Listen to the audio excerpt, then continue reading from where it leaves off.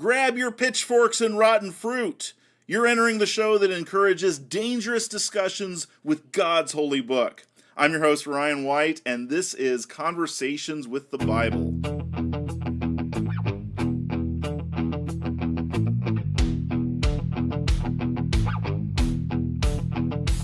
Welcome, everyone, and thank you for tuning in and listening with us. This week, we are, myself and Dr. Dinah Dye are having a great discussion about her book that she just released called The Temple Revealed in the Garden. And, it was just a incredible interview with her. I just had a great time discussing the Bible from such a different perspective. And I really feel that this is such a area that we really need to get into. So it was a wonderful time. I really hope and pray that you enjoy this show. So here we go.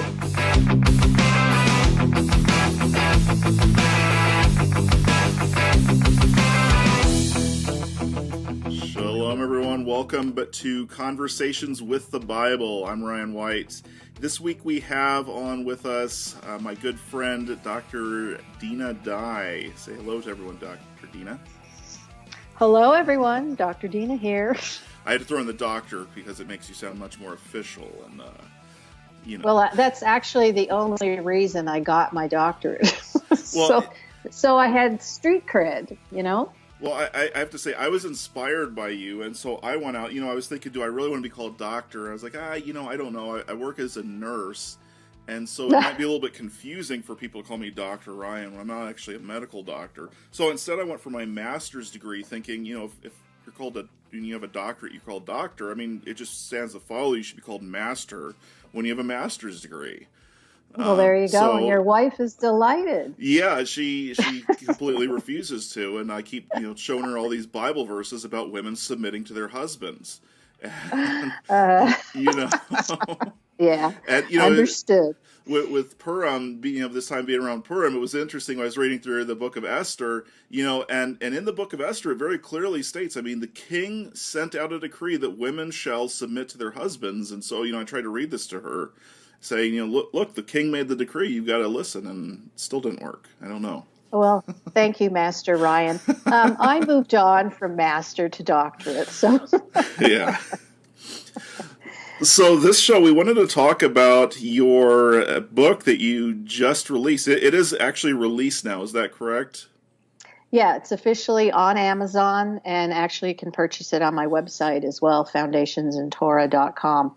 But I'm encouraging people right now to purchase it from Amazon because that's how I get the numbers. This is a numbers game, and you're looking for reviews, and you're trying to rack up your sales. And this morning I noticed. So I put the book in Messianic Judaism, seemed the logical place. But it popped up as number one in new releases in Christian Bible history and culture. Wow. I thought, well, that's interesting. Now, by the afternoon, it had moved from the number one spot in new releases to the number two spot. But N.T. Wright was in the number one spot.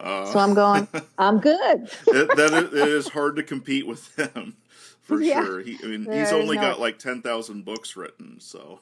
I know. But for a couple of hours, I was number one. So I'm feeling really good about that. Awesome. But, again, Amazon, that's it's all the algorithms and the numbers game. So I just encourage people to, for now, just go ahead and purchase it from Amazon. Yeah, that's awesome. Yeah, and for those of you who do purchase it, definitely get on there and give it a review. I know I already have. Thank you, Ryan. Most appreciated. Yeah. Welcome. Well, and this is the other thing. So in the book publishing world, and when you're trying to get your book out to the world, this is what you need. You need reviews because people go on there, and that's how they buy. They read these reviews, so they're really important. Some of the authors I follow say that the reviews are almost more important than the sales. So that's kind of interesting. Yeah. Definitely, there's so much. A lot of people don't realize how much goes into writing a book, or and that's a lot more than even producing a teaching. But producing a teaching on video as well. There's so much stuff that we have to look at behind the scenes, because even if you have the best message in the world, you still got to try to get it out to people. Yeah. And how you deliver it. It's everything. Oh yeah. Yes, the book publishing writing world is a huge challenge. There's a lot of competition now. But you have to look at it. I mean, you think from the Gutenberg press to where we are now that anybody can write a book and upload it and have it on Amazon out to the entire world. So this is huge. There's no one to filter your message and prevent you from getting your message out there. So it's a really unique time in history. Well, that's a good thing, right? No filters. Yeah. That's just what we need, Well, right? you know what I'm saying. I mean, compare it to the news, of course. I mean, you need to be able to hear all sides of an argument and in a debate. So I'm all for that. And I brought that up because I mean that's where the reviews come in, because now that everyone can actually, I could go out and just publish anything now by myself. It doesn't take any effort. You just have to write words on paper. So that's really where the reviews come in, and getting the reviews from credible people. Oh, yeah, absolutely. Well, it reminds me of the book that was published that I can't remember the title, but the book was completely blank. I think it had to do with the Obama administration and what they accomplished. And it was completely blank. Yeah, it was like all the reasons to vote Democrat or vote for Hillary or something. Yeah, yeah, exactly. Yeah, it was brilliant. So guy made a lot of money. Hey, nothing in it. Yeah. But this book is. So it took me a year to write it. It's called The Temple Revealed in the Garden, Priests and Kings. And it was a long, hard slog and you've read it, so you kind of understand what I'm saying here. But I don't waste words. My book is not filled with scriptures, to just have it be bigger and fill. Right. So every sentence is really carefully thought through. Are they all perfect? Of course not. But it's carefully thought through. And I want this book to be a resource for people, that they don't just read it, put it on the shelf, and never remember, but that it's something they can always pull out. And there's, I don't know, 5 or 6 pages of a bibliography. I used a lot of sources to try to communicate, my main points. Yeah. Yeah, I know. I've actually been reading through it on a PDF copy, which is my way I prefer to actually read is digitally. So I've got a ton of highlights, and I like that, being able to how you put stuff so that it's easy. You highlight the sentence, and then I can flip back easily and key in on that, because there's a lot there, and a lot of people don't realize just how important it is to look at the Bible from different perspectives. And that's one of the biggest reasons, not just because we're good friends, but one of the biggest reasons why I wanted to have you on the show on one of the earliest episodes here is because you're giving such a different perspective on what we've traditionally been taught that the text of Genesis means. And by the way, this is exactly in line with a lot of the areas I've been studying recently. The idea of new creation. I did a teaching on the crucified Son of God, but the underlying theme there of the crucifixion is enthronement. I mean, when we read, especially the book of Mark, but really all the Gospels, they are showing Yeshua being enthroned as king, and that enthronement coming on the cross. And that idea to those of us in the 21st century that he was enthroned on the cross seems very, very strange. Oh, yeah. Well, go ahead. Well, I guess probably in the first century, too, it seemed very strange for a lot of people that he's being enthroned there. But when you understand how Adam, as you're writing in your book here, how Adam is being enthroned in creation, the cogs start to come into place, and you start to see the Bible through a completely different lens. Absolutely. Of course, I started out probably about 5 or 6 years ago when I actually recognized that the temple was the pattern of all the Bible. Mm-hmm. And, merrily went on my way teaching all those, aspects of it, until I suddenly, it's really been in the last year as I've been writing this book that I recognized the language of kingship and enthronement and coronation, and going back to Adam and seeing it in a completely different light. It just blew me away. So the language of him, being formed from the dust of the earth isn't about a material forming of, molecules and stuff in a body. Yeah. The more I read about the ancient world, the more I realized that that actually describes enthronement language. I'm going, whoa. And so, it was kind of shocking. And, I am one who kind of thinks outside the box. And so this book really is this. Some people probably will have a hard time with it because they're not quite ready to think this far outside the box. But it was a push to get people to see the Bible differently than they have and to recognize there are different ways to look at it. Yeah, and you mentioned the box, and the thing is that when, and I'm sure you'll agree with me, when we're talking about the box, we're not talking about the box that God created. We're talking about when we say thinking outside the box, we're talking about thinking outside the box that we, this religious box, this 21st century mindset box that has been created, and let's be honest, the Bible was not written to a 21st century audience. I mean, it's for us. It still is something that, the reason why it's scripture is because it still speaks to us today, but it wasn't written to us. It was written to people who lived in a different culture that didn't deal with evolution versus creation debates. They dealt with who's the king, who's in charge, where am I going to get my food from, when's it going to rain next, and stuff like that. So yeah, and go ahead. It's problematic. It really is. And really what it boils down to really is the conflagration of two kingdoms. And this is the nature of it from day one. Mm-hmm. And this is what we're dealing with now. We have two kingdoms in conflict. This is the whole language that we go, starting with Adam. So if we look at him now as the one who was the Son of God, which, we've talked about. I mean, that's the title for a king. And that he was the son to inherit the throne, and he was ruling and reigning over the sacred space that belonged to his father, God.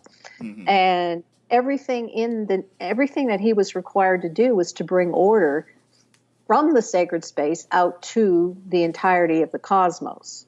And of course, he didn't, and chaos entered in. And then this is the battle for, the entirety of the Bible, and really the battle of the ages between order and chaos. And so when a benevolent king is seated on the throne, ruling in righteousness and justice, you have order. And that's the definition of bringing light into the world, because those are similar terms. Mm-hmm. Light in Hebrew is or. That's where we get order. When the opposite king is running the show, which we would call in the Bible, it's called a wicked or evil king or whatever, any kind of evil type stuff, who is oppressing and enslaving his people, then chaos comes in. And really, that's about the simplest way to describe the Bible. So when Yeshua comes on the scene, they are in a world of chaos. Yeah. Under the thumb of Caesar and the Roman Empire, they're under the thumb of the temple leadership. They are being run roughshod with the various political factions of the day. Yeah. And into that environment, here comes the king of the kingdom that God established with Adam in the beginning. Yeah, as you were mentioning that, it just made me think of, I recently recorded the Gospel Cycle section covering Matthew 12. And, I'm reading Matthew 12, which is where Yeshua is walking through this wheat field in Galilee with his disciples, and they're plucking grain heads. And it says that the Pharisees start confronting him on this. And, I read this a bunch of times, but I'm trying to look at it from different perspectives. And now I just stopped and I said, what are a bunch of Pharisees doing in a wheat field on Shabbat? It's in Galilee. In Galilee, yeah. It's chaos in the field. Yes, yeah, and exactly. Yeshua as Adam, doing what Adam should have done. Like you said, God didn't create, the Bible doesn't say that God created the entire world in a state of perfect order. It was only within the garden, and God gives mankind the mandate to be fruitful, multiply, fill the earth, and subdue it, which would imply subduing means that it was not in a state of order. Right. Yes, it needed to be ruled over so that order would come. Yeah. I mean, it's just a completely different way to think about it. And that's the whole, that's why I set up in this book, it's basically only 5 chapters. Mm-hmm. So we start with Eden, the inner sanctum, where the presence of God dwells on the mountain. And then we have the garden where his vice regent would rule from, Adam. And then we have the area outside, and I call it the field, because obviously Yeshua said the field is the world is a field. And clearly out in the field, all this stuff, just like you pointed out. What's interesting when you bring that up about the Galilee, because I puzzled about this. When you think about the book of John, you see Yeshua basically going to the Galilee, up to the temple and back. So he's making this circuit, which is the actual meaning of the word Gal from Galilee, is to make a circuit. But I started reading about Galilee, and they actually looked at Galilee as being a picture of paradise in the garden. Isn't that interesting? Because of, it was a very productive place. Crops grew, soil was rich. It was a great climate. And so in the first century, practically everything grew there. And so Yeshua is making a circuit, if you will. Of course, we know that going up to the Temple Mount, into the temple, meant going into heaven. So he was actually making a circuit between heaven and earth, because the Galilee represented the garden. So this was the route that the king would take, from heaven to earth and back. And it's just this. This is the kind of stuff we're trying to encourage people to think differently about. Yeah. Because, we were talking before the show, we are stuck in this 21st century mindset. Really, I think the product of the last, 300 years, since 1700s, the Age of Enlightenment. Yeah. We look at everything literally. Yeah, we look at it literally, and I would say also we're a product of probably the last, I don't know, 100 years or less, with this push of evolution, and how, unfortunately, rather than trying to enter into a rational debate a lot of times, people get scared. They get scared. And it took me a while to realize this about myself, and it really helped me. It was a friend at my local congregation. He actually stopped coming when I was teaching. Great. And eventually someone said, "Why don't you go talk to Ryan about it?" And he did, and we had a great conversation. We're really good friends. But we were talking about it, and he said, "You know what? The stuff that you were saying, I didn't have an answer for, and so I got scared for an instant, and then I got angry at you, and I was blaming you for everything." And I think that's unfortunately the product of, or where Christianity and maybe Judaism. I'm not sure how Judaism interacts with all these ideas in the 21st century, but especially Christianity, we're scared.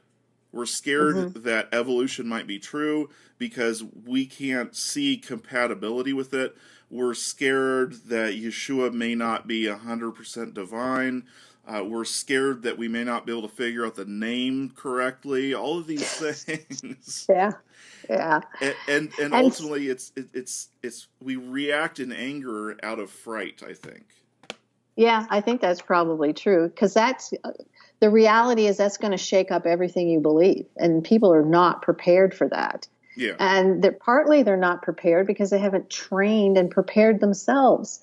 Many people are incapable of going out into the marketplace and being able to just talk freely or debate, or without what you're talking about, just being paralyzed by fear that they won't have the right words, that someone's going to shut them down, or call them whatever names. Well, it's even interesting too, because even and I've noticed this too, even when I suggest something, and I'm sure because the subjects that you go into, you've probably witnessed this too, but even if you're just saying, this is what I see, or this is my perspective on this, there's some people that get mad.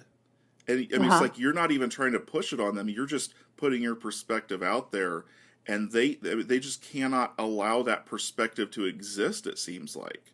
They have to go on the Yeah. Well, attack. I've had a few people walk out, so I'm pretty familiar with that experience.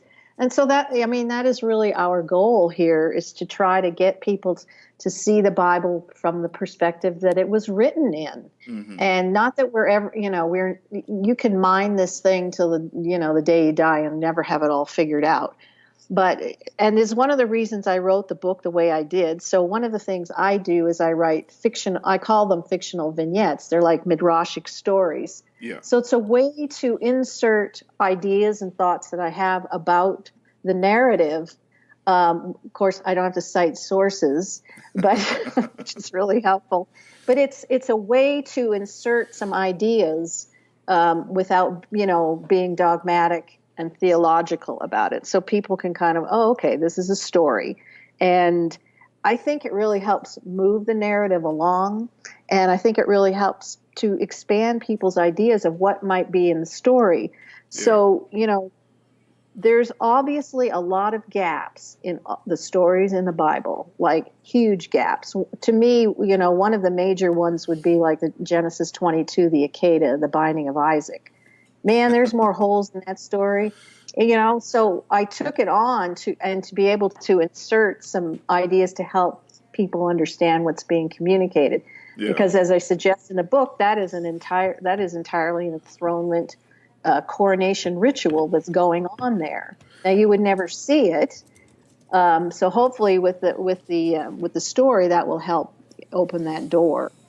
Yeah. So with that in mind, that brings up something I really wanted to ask you about.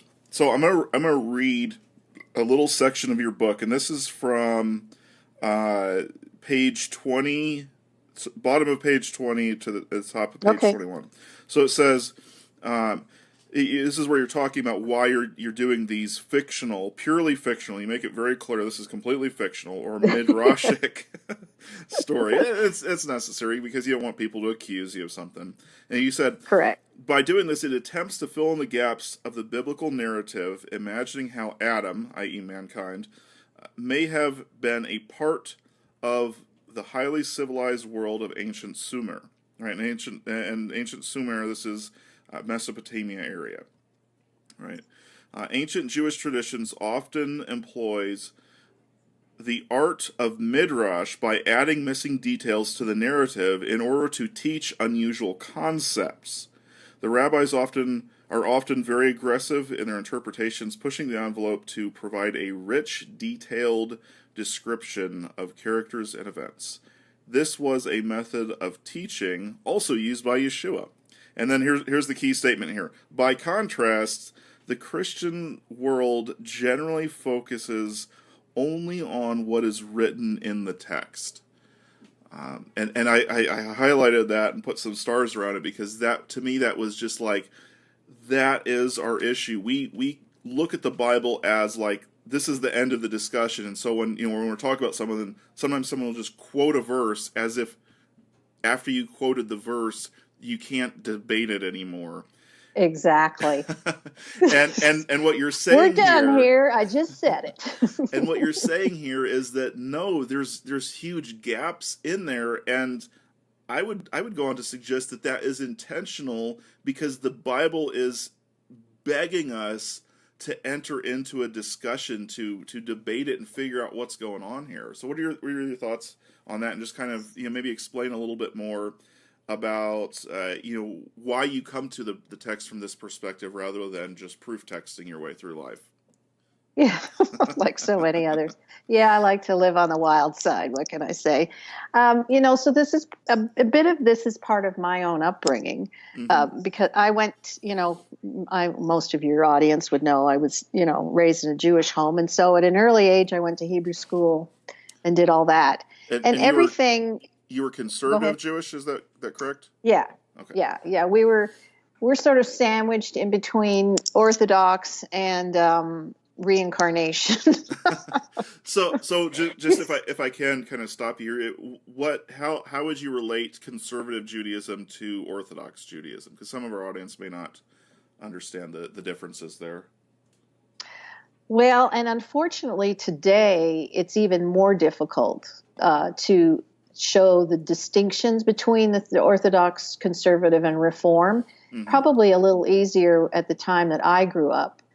And so typically with a conservative, in some of the rabbinic rulings, the conservative part of Judaism wouldn't be so, quote, legalistic about some things. Okay. They don't separate themselves into a community in the same way that the Orthodox do.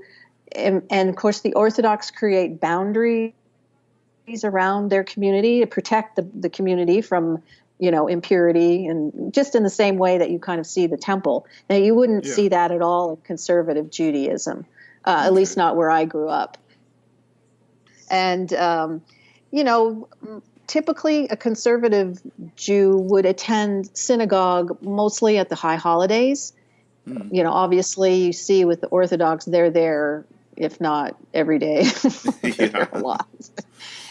Conservative, as a tendency, you'll find they're a little more, they relate to their Judaism in a more cultural way than, say, the Orthodox. It's more of a religious thing for the Orthodox. I hate using that word, but you know what I'm saying. Yeah. And conservatives do tend to be more culturally associated with Judaism, and that Reform are just outside the box. We call them the New Age of Judaism. Completely left field. Yeah. So now today, my family today actually attends one of the Orthodox synagogues in Ottawa, except that their walk is anything but Orthodox. So it's hard to pinpoint anything now. But back then, I went to Hebrew school, and I actually, in my early years, we were at synagogue most Shabbats. And then, of course, when the high holidays came, that's a big deal. That was a huge deal. Yeah. So that world, in learning Hebrew, and of course I studied the liturgy. That's what you do in Hebrew school. And we would hear the stories of the Bible, and then whoever would be teaching would add, their kind of perspective on it. Now, I'm pretty young with all this, but I just remember the stories and the embellishments that went with the stories. And so, so I think there's something got planted in those years. Now, I did go off the deep end in the New Age and all that stuff, but as I'm writing now, it's not hard for me to see it. And I don't know, is that a God thing or is that an upbringing thing? I have no clue. But I can just look at the story and I can just see all the kind of the fill-ins. Like I just see it in my head. And so it isn't difficult to write about. And then I also feel completely free to do it. Like I don't care what anybody thinks about it, I'm trying. My goal, and of course at my age now, my goal is to try to get people to see the Bible and how it functions in a completely different way. And really, I didn't really recognize, I mentioned earlier, I didn't really recognize the importance of the temple and how foundational it was for all of Scripture, really until about 5 years ago. And once I saw that, sky's the limit. But I didn't see it up until then. So I don't know. Does that answer your question? Yeah. That was awesome. So I just want to kind of go a little bit more into looking at that So when you read the Bible, you are basically kind of summarize what you're saying. You're kind of looking for beyond what the text is saying to kind of look into the world rather than just seeing what the words actually say. Yeah. So now, if you were an attorney, like a nice Jewish lawyer, I mean, these guys are trained to look at all the holes in there and ask the question. So, as I'm reading a passage, I'm going, well, how come this and how come that? And that doesn't make sense. How could they be over there when they should be over there? I'm looking at the holes and saying something's missing here. So, what might make sense? What might be somewhat logical? And so I would take a passage of Scripture and I would beat that thing to death. I would look at it journalistically, who, what, when, where, why, and how. And then I would, from there, I always start with the concrete. I always start with the context. I always do my homework in the history and the geography and the culture before I ever even consider writing anything midrashic, ever. And I really want to emphasize that. You don't start with some midrashic story. You better know that you know what's going on in that passage, underneath. Well, yeah, I mean, you even look at, historically, up until you mentioned the printing press earlier, the printing press absolutely changed the face of the Christian faith and probably to a large extent the Jewish faith. Maybe not as much. Oh, absolutely. Yeah. Oh, I think so. Because up until then, you didn't sit down in your home and read the Bible. If you wanted to read the Bible, you went to synagogue or church or whatever building, right, and you read it as a group. And so then you discussed it as a group. And when you're doing that, someone who's brand new in the faith, whether it's because of their, they're young, they're growing up, or because they're just coming into the faith, they're not given a Bible and said, go study this on your own. They're sitting in listening to people who've been doing this all their lives. And you have that wisdom there of countless ages. And sure, that can also be a little bit negative, because then you get tradition, and it's a lot of times it's hard to buck tradition. But but at the same time, at least you have someone there to say, no, you're completely off base on that. Yeah. Well, and that is an important point, because you're functioning in a place of accountability. So, they didn't have the internet. You can't just go up there and throw out whatever comes to your mind. Mm-hmm. I have always said that anybody who is sort of formed within the context of a community and raised up in that environment has, gone through the crucible and been tested and tried. And so there's a certain level of authority that comes with that. Some guy who posts some 15 minutes of some Torah teaching, for his 15 minutes of fame. Well, you don't know where the heck he came from. You know nothing about him. There's no connection to character, and none of this. And this is a huge problem. It's a huge problem, I think. Oh no, absolutely. I mean, we see this all the time, where it's these people that no one's ever heard of, that suddenly, they post something and they use some catchy phrase to draw in attention, and and then they also seem to go for the really controversial stuff in order to gain an audience. And you look at the chaos that they cause in the world. And I actually, when I came into the Messianic movement, I didn't realize what was going on, and I really thank God that He really, directed me towards Rico Cortez, and I've he's been my mentor for many years, but then directed me to people like you, Monty Judah, Brad Scott, and people that I don't necessarily agree with everything that they say, and they probably definitely don't agree with everything that I say. Right. But we've developed a relationship, we've developed trust.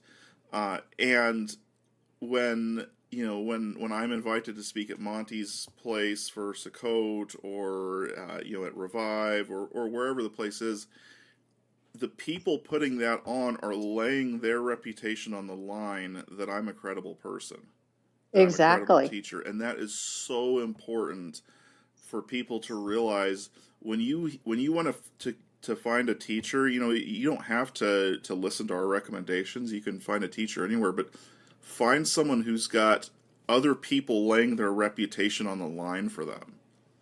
Yeah. And you hit on the key word in all of this is relationship. Mm-hmm. Yeah. So, this is part of the kingdom of God is established on relationship. And so it's interesting to watch the kingdoms of this world moving farther and farther away from relationship, and everything breaking down and dividing because of it. That's the only way you keep anything together. Yeah. And so and it is one of the reasons that I decided to start writing books, is to kind of separate myself from the pack, if you know what I mean, and try to bring credibility to this, whatever this is that we are. Yeah. And you were telling me you actually got some Christian scholars who've been interested in your book. Isn't that correct? Yeah, I mean, should I mention him? Yeah, go ahead. Okay. Throw some names So, out there. Let's get all some people right. impressed. Yeah. Well, I'm impressed. Michael Morales is, he wrote Who Shall Ascend This Mountain? Hmm. And we've been in touch back and forth and on Academia EDU. Some of the audience will know what that is. And he was interested in my first book. Now I'm not uploading any of my books to that site, but I said, I'm happy to send you a copy. So I did. Hmm. And he is, he's kind of a big cheese scholar in all of this. He's in South Carolina at the Presbyterian something or other. I can't remember what school he's at. Yeah. I'm sorry, I have to look it up. But anyways, he loved my book, and I was just so shocked, because it's hard. I see myself more as a bridge between the Hmm. world of scholarship and the folk. So I haven't really had too many scholars endorse any of my work, and because it is kind of outside the box, I sort of didn't really expect it. Although I have to tell you, Oops, sorry about um, that. I did send a copy of my book to N.T. Wright, but I don't know that he ever got it or ever read it. But it was a he, shot. he's probably. I mean, I don't think he does anything but write books. As Yeah, many books as exactly. he Because he had has. no time. But no, So there really go ahead. is a need for that, and I just from listening to different scholars and stuff, I do hear them also making the statement that they need to stop putting so much stuff out in the scholarly world and try to actually connect with normal people, with real people. Exactly. Yeah. So I sent the second book to him, and he was really enjoying it. And I'm just sort of shocked. I mean, it only takes one little door to open. And Hmm. again, I don't write like they do because I don't think they write in a way I mean, it's fine for their peers in their little world, but it's not helpful to the world out there. Yeah. And so I've tried to break through I mean, I'm breaking barriers here. Let's just face it. I mean, I'm Jewish, I'm a woman, and I'm writing midrashic stories with scholarship as a background. I Yeah. mean, just don't, and there's not that many women even that have done any kind of research into the temple. I mean, so That's true. There's very few I yeah, can I'm even think of. One, I kind think, of out named Margaret Baker. I think there. she's got you beat for being out Yeah. there, though. Oh yeah, yeah. I've We're just a word of caution on Margaret Barker. you know. But she was, for me, she was very inspiring, and I've read practically everything she's written. I said, okay, you can't put stuff like this out. So how can I take some of the ideas hmm. that she's put forth and begin to present them in a way that people can receive? Yeah. You know. Well, and that's so important for us because and again, it goes back to this eggshell mentality of faith, where any little crack is we're just going to fill the void with anger. Yeah. Right. But we all need to move to a place where we're comfortable in our faith and where we can interact with people that we disagree with, because that's how we're going to grow the most. And I know I've had a lot of comments from people in my local congregation and also people on the internet who have really seen a change in my teachings over the Uh-huh. last year or so. And I would credit that to I've always kind of read some stuff that I didn't agree with, but I mean I've Uh-huh. really been pushing the boundaries lately, reading stuff by people whose names I dare not even mention on here, lest you come at me with, Understood. pitchforks and rotten fruit. um, and obviously I don't agree with them on stuff, but I've learned so much by stepping out of my box that I've created and No, just I saying, agree 100%. So here's what we've done really in the last, whatever, 100 years.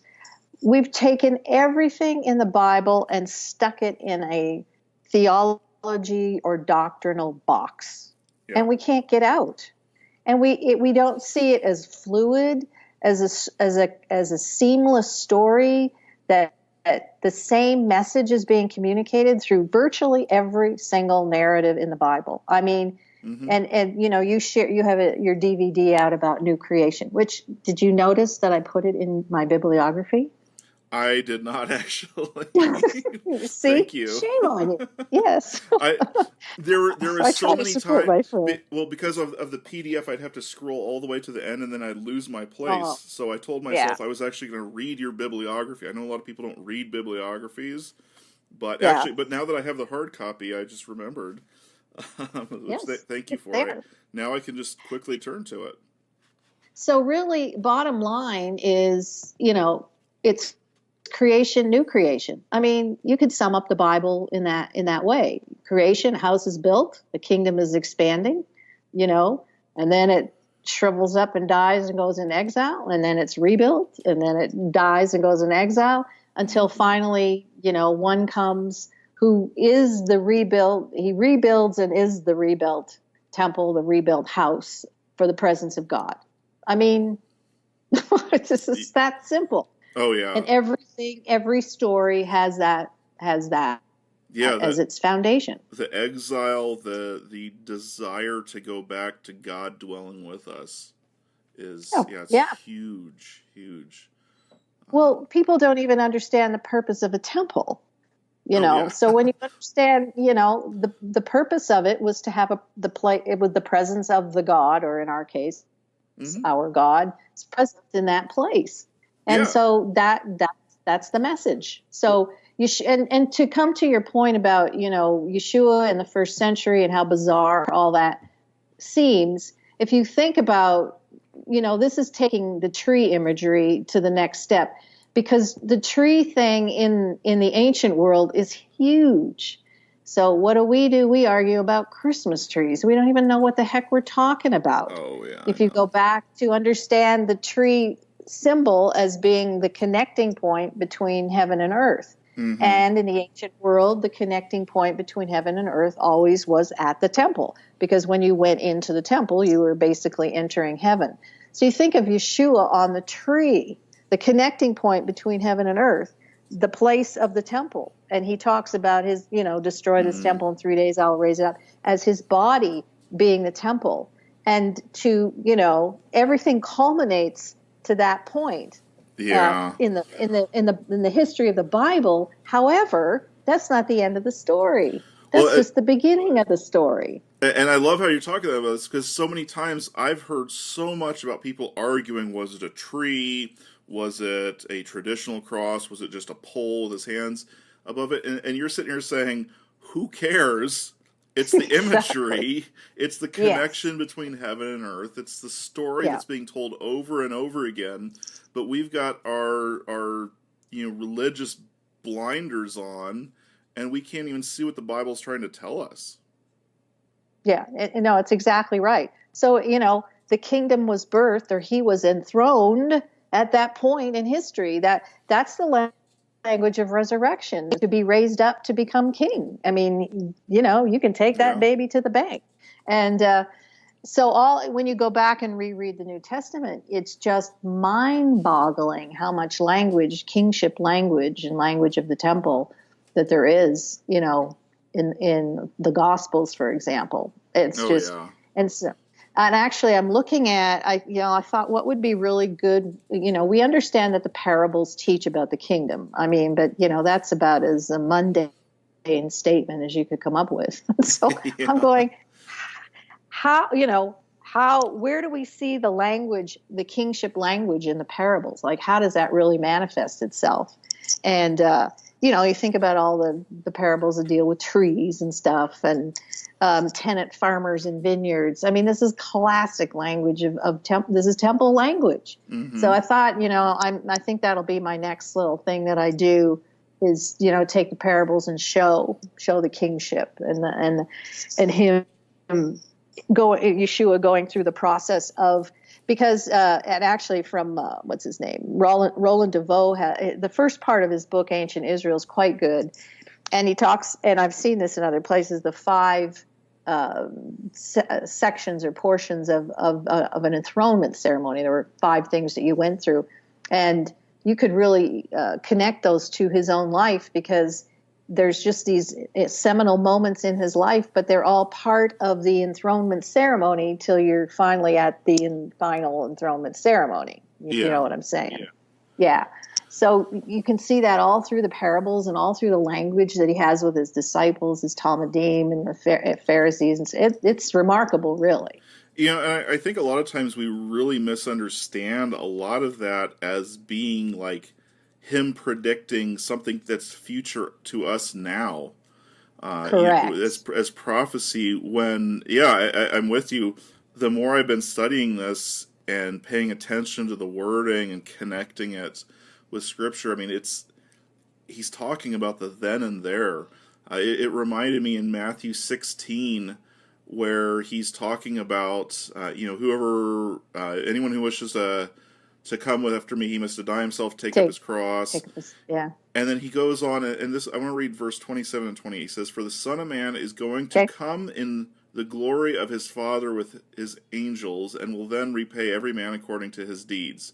And he says, "Truly I say to you, there are some of those who are standing here who will not taste death until they see the Son of Man coming in his kingdom." That statement, the Son of Man coming in his kingdom, is used elsewhere, and people always want to connect that to the second coming, something that is future to us now. Right? I'm sure you've run into people like that. But he's not saying that. Otherwise, he's a liar. Correct. Otherwise, this is a false prophecy. He says, some of you will not taste death. Some of you are not going to die. So he can't be referring.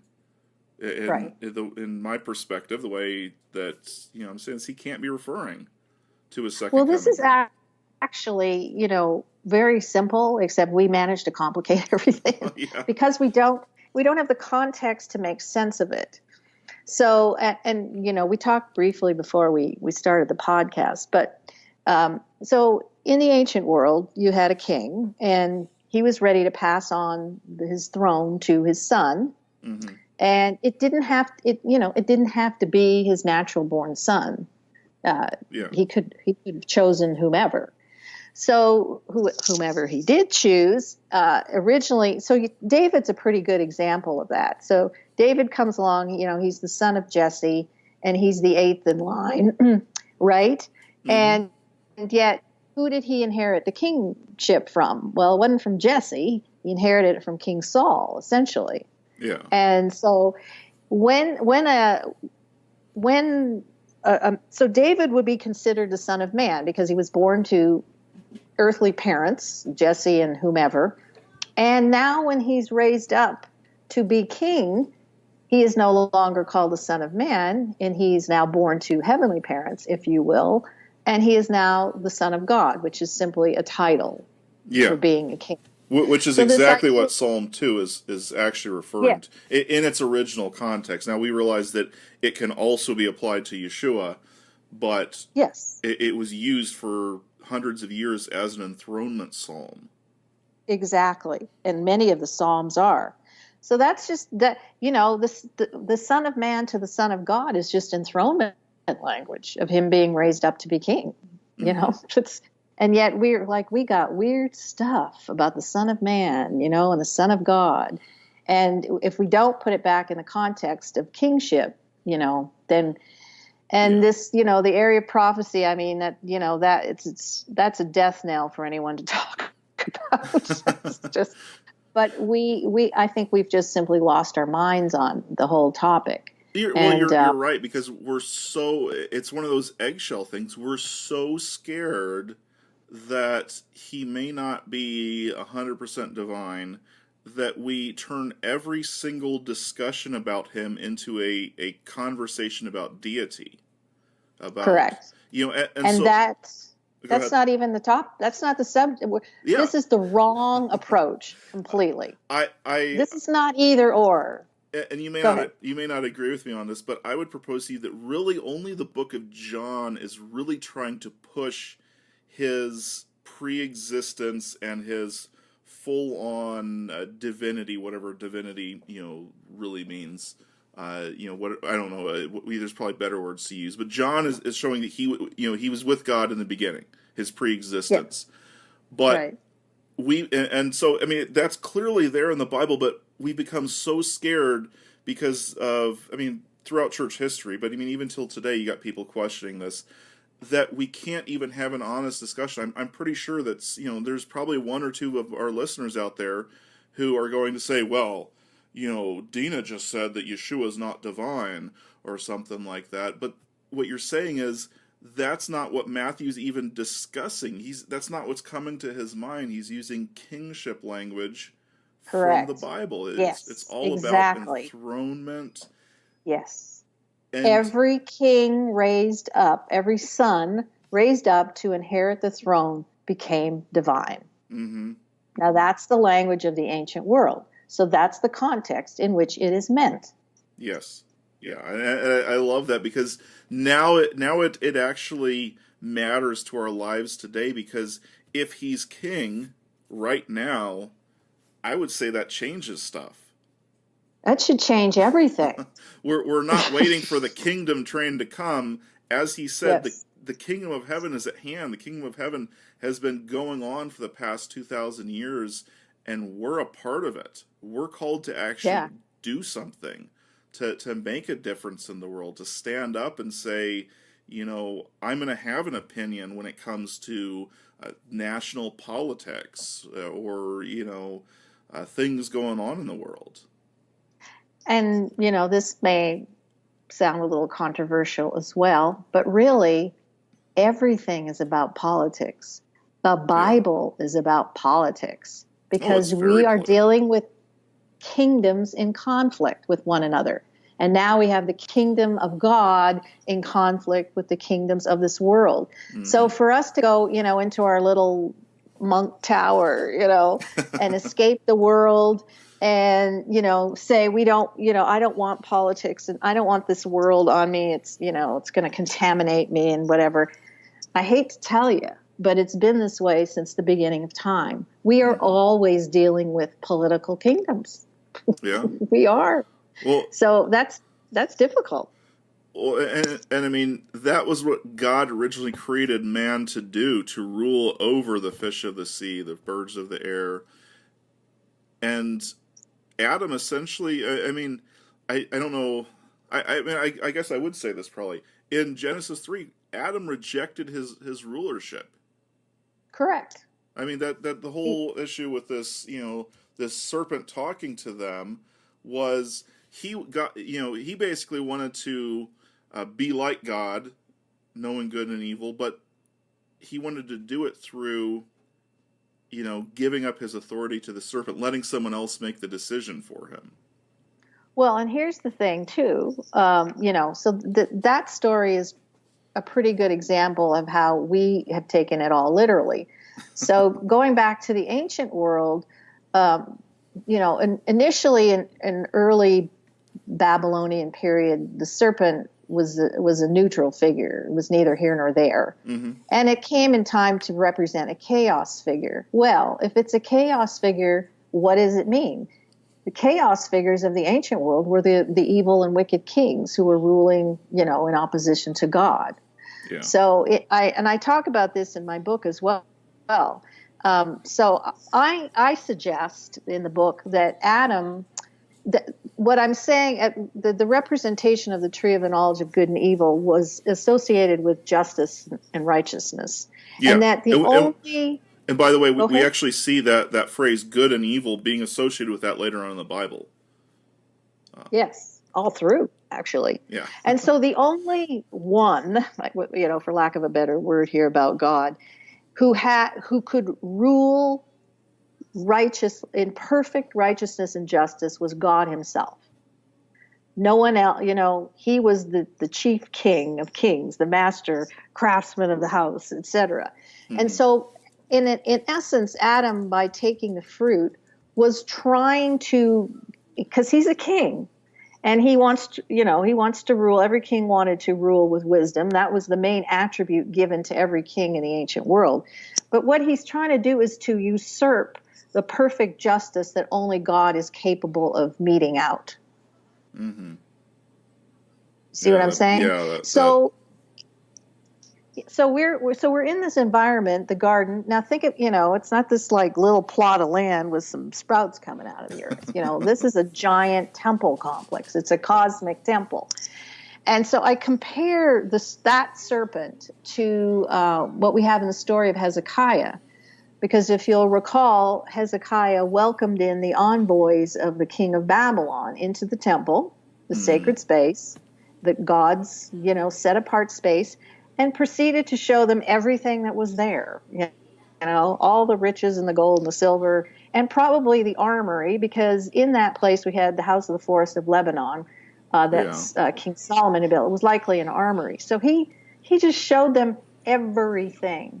And so he allowed an enemy into the camp, basically, and that enemy then came against him, the king of Babylon, and took, he showed him everything, and he exposed and made himself vulnerable to a king, an empire that would come and take over. So that's exactly what Adam did. So that language of being naked is the idea of exposing yourself to that, to the enemy. Nice. I like that. Yeah. And so you made yourself vulnerable now, and now the enemy is going to attack you in your weakest, most vulnerable place. Yeah, I was looking at, really fast while we were talking about that, I was looking at this phrase, good and evil, the specific phrase, and you actually see this. There's three texts that you see this. One is 2 Samuel 14:17. One is 1 Kings 3:9, where King Solomon prays that, he says, so give your servant an understanding heart to judge your people, to discern between good and evil. And so if that's not enough, then in Hebrews 5 verse 14, it says, but solid food is for the mature, who because of practice have their senses trained to discern good and evil. So yes, this was the attribute given to every king, to be able to discern between good and evil.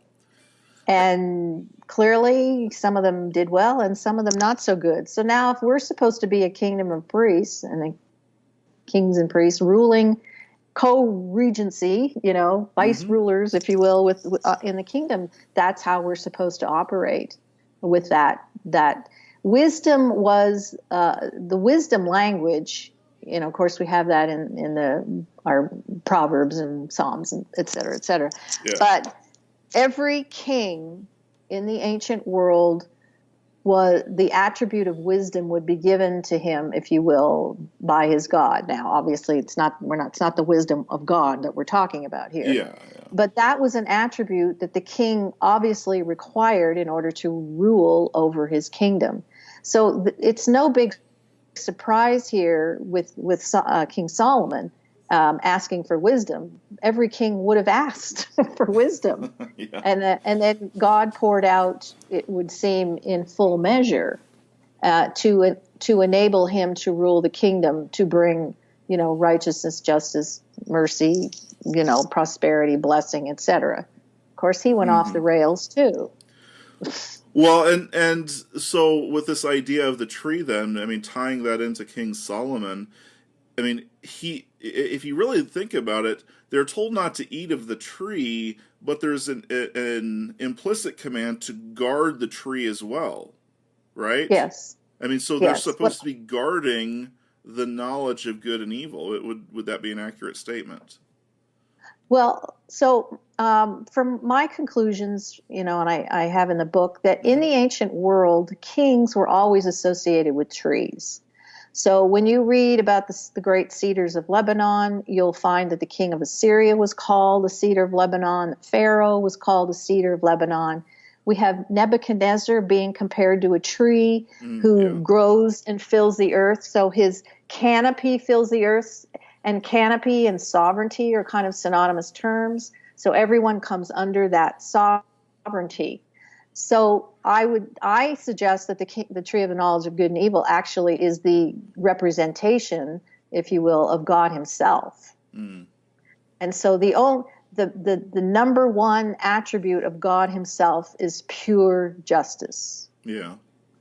And only he is able to truly discern between good and evil, and truly be able to exercise righteousness and justice. Yeah. Now, he passes that on to his son, Messiah, And that's all the kings all the way along till it finds its fulfillment in Yeshua himself. So again, Adam taking that fruit did not belong to him. Yeah. You know what I mean? So he was in a weird kind of way eating the fruit from the tree, because trees represented kings, for himself to rule with his own style of justice and righteousness. And that's where we find ourselves today. So human kings rule out of their own idea of what it means to be just and righteous. And it's obviously a complete failure. So rather than guarding God's righteousness and justice, they're trying to use their own. Usurp. Yeah. Nice. Usurp his for themselves. And then in the end, so that's exactly the nature of the rulers of this world, and kings and tyrants who enslave and oppress. They have their own measure of how things are right and just. And they're 180 degrees opposite from God, his kingdom, and how it operates with righteousness and justice. Yeah. And so as members of the kingdom, though, our role in that really, is to, I would say, is we're supposed to be the kings, not letting the, right. We're supposed to speak out. And obviously, this doesn't mean take up arms, because that's not, Yeshua didn't teach that's how the kingdom comes about, is through taking up arms and rebelling against the government. That the biggest way that we do it is the way that he did, by resisting, by speaking out, actually speaking out against and the wickedness. Embracing the very manifestation of all of creation is to bring forth life. And so we embrace life, and therefore we should be speaking out and pushing back against the culture that advocates death. That we should be exalting life in whatever way we find it. That is the bottom line, as far as I'm concerned. Yeah, I like that. Awesome. Well, we're getting near to the end of the show here. Why don't you tell us a little bit about your website, your ministry? We've been talking a lot about the book, but I know there's another side to you. Really? I hadn't noticed in the last year.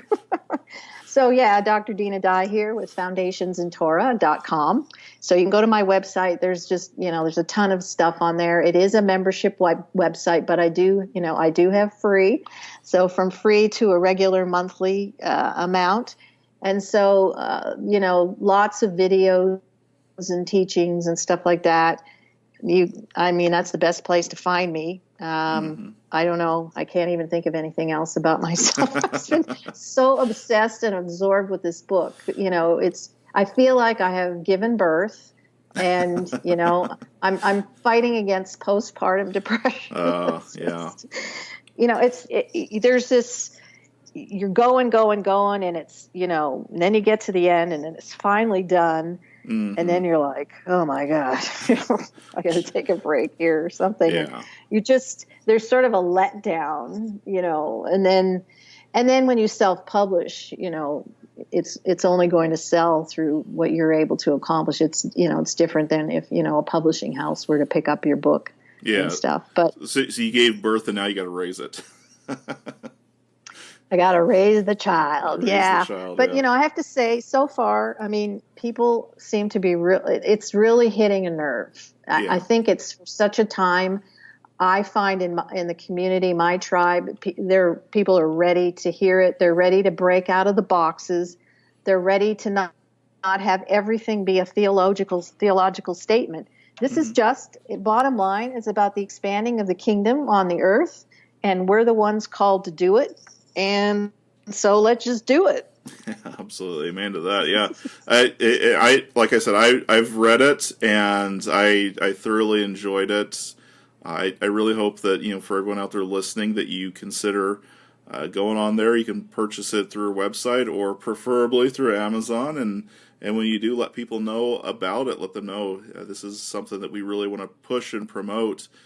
Because again, like you said, this is and this is kind of the reason why I started the podcast, was because I want to promote the thinking outside of the box, the looking at things from a different perspective, the breaking the stale mold that we've put ourselves into. Amen.